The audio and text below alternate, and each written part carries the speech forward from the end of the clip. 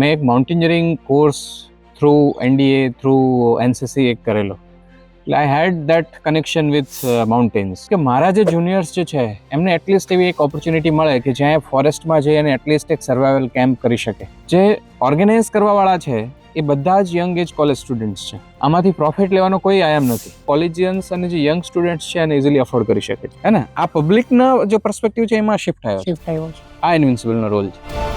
જ્યારે journey start કરી ઇન્વિન્સિબલની, તો ત્યારે એવું હતું કે ભાઈ આટલા વર્ષો પછી એક મોટું ઓર્ગેનાઇઝેશન બની જશે જ્યાં ઘણા બધા લોકો જોડાઈ ગયા હશે.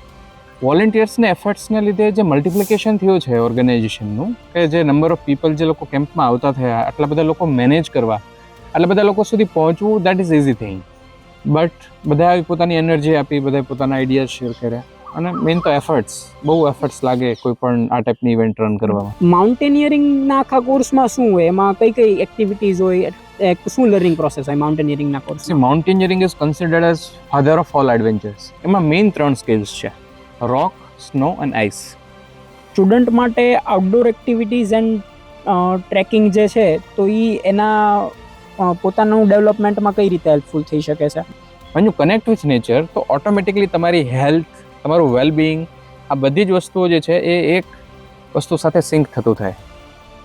તમે એક રિસ્પોન્સિબલ બિહેવિયર કરતા થાવ, તમે એક ટીમ સાથે રહેતા થાવ, તમારી જે ડિપેન્ડન્સી છે ટેકનોલોજી ઉપરની એ ઓછી થાય.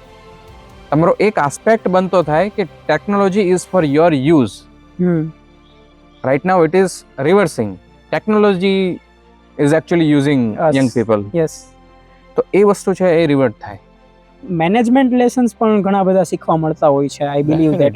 તો ઈ કયા લેસન્સ? મેં તો મજાકમાં ઘણી વખત એવું કહું છું, કોઈ પણ યંગ પર્સન કોઈ પ્રોબ્લેમમાંથી પાસ થાય ત્યારે એની અંદર નવી ક્વોલિટીઝ ડેવલપ થાય.